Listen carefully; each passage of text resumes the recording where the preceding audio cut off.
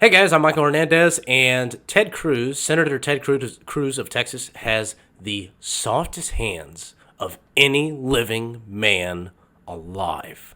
They're like little clouds, like little baby clouds, that when you shake them, your hand goes inside. It's like squeezing a roll of Charmin toilet paper. It's magical.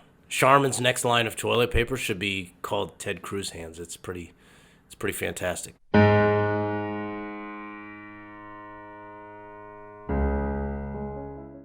Hey guys, welcome to Rumble Book Club. I'm your host, Michael Hernandez, and this is the show where a normal guy like me can talk about interesting books I've read, old and new, good and bad. So if you like these books, you like what I talk about, go ahead and follow me. I'm on Rumble, YouTube, etc., etc. I'm on all over social media. Give us a shout. Let me know if there's any books you want me to read. Before we begin, I want to talk about our charity focus, and today that is Camp Hope of the PTSD Foundation of America, located in Houston, Texas. The way they function is to help veterans who are struggling with the trauma and the effects of PTSD.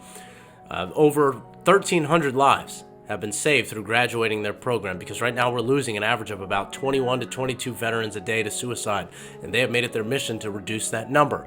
The way they operate and the way they accomplish that goal of saving those lives is through peer-to-peer therapy by veterans for veterans. Their office line is 832-912-4429. That's 832-912-4429. Or you can go to their website at ptsdusa.org. That's ptsdusa.org.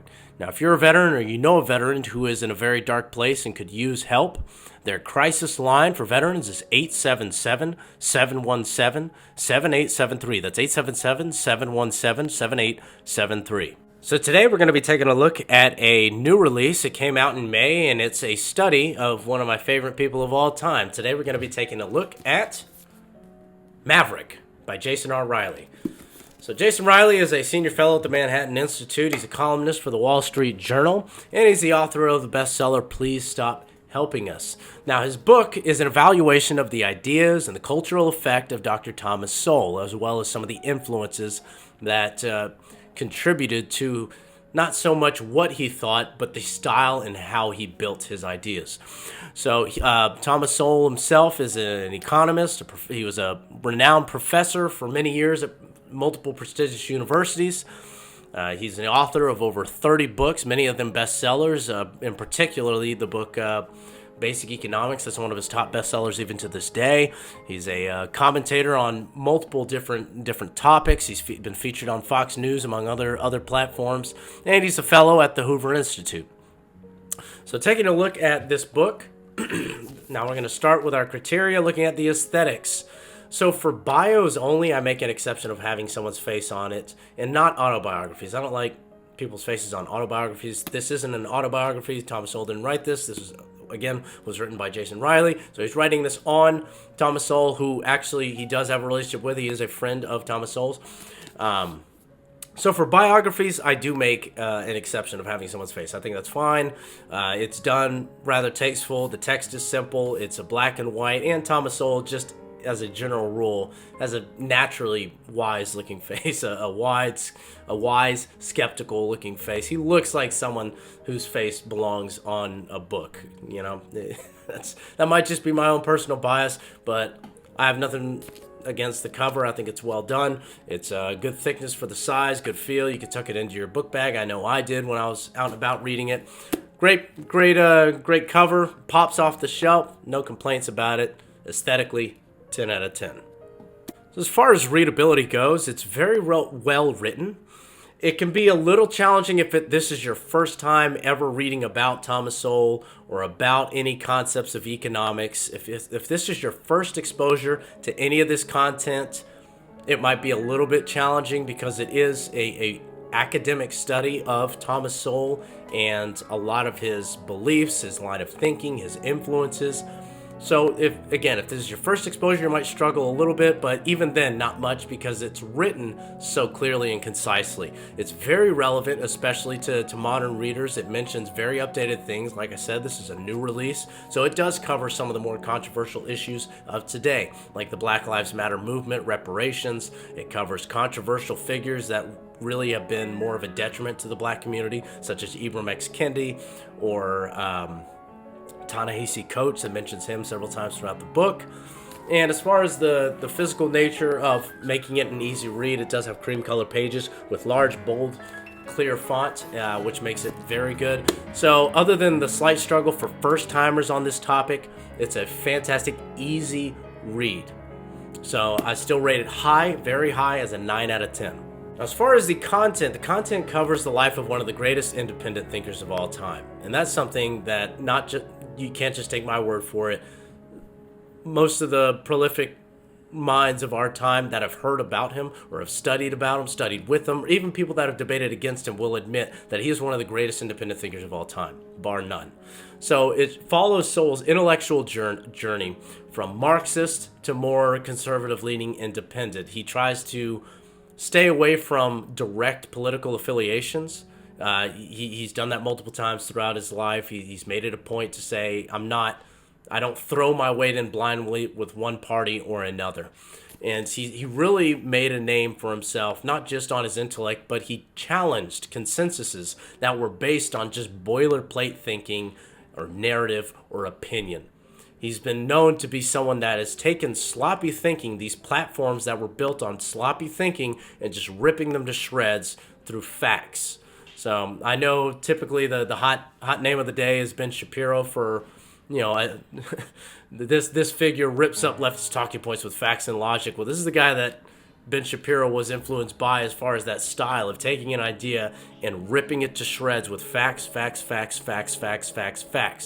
So he came from this Chicago style of empiricism, which essentially the motto of empiricism for all intents and purposes is show me the evidence. You can't just tell me this random thought or theory you have and expect that to be the end. You have a theory about how society functions, about an injustice you see today, about what you feel certain people deserve based on the sins of somebody else. You have that theory? Great. Shout it from the rooftops, but first show me the evidence. Where is the evidence? Where is the data? And show me how that data correlates, not just in this one little microcosm of an event, but where this entire premise of your idea, where else it has been applied in the world. Has it been tried before? Has it been tried by similar groups in similar concepts? And did it crash and burn, or was it actually successful? He's part of that mind that has always insisted, show me the evidence. He's challenged the civil rights movement, whether or not it was just the goal of civil rights, their goal of increasing political influence, whether that should be the end-all be-all, or whether there should be other factors that should contribute to black success other than political equality. And he's been known to challenge a lot of the mantras of Black Lives Matter movement today, and whether or not reparations, whether or not you can tax somebody now for the sins of their father based on somebody else and the sins against their father.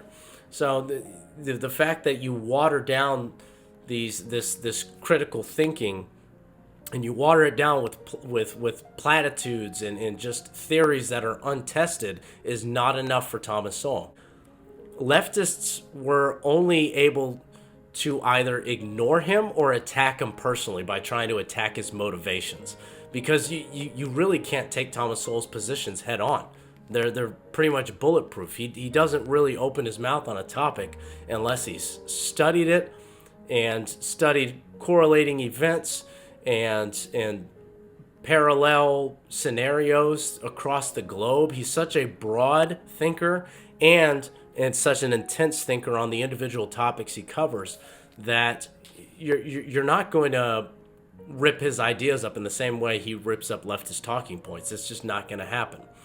So as far as the content goes, this is I think a masterful study of the influence of Thomas Sowell and why it was influential and who influenced him.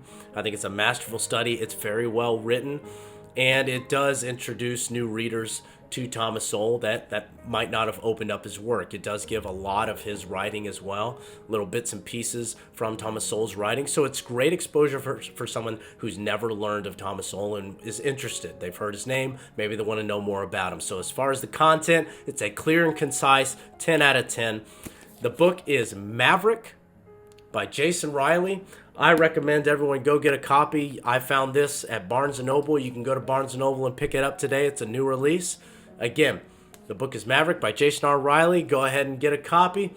Thanks for tuning in, everybody, and go read something.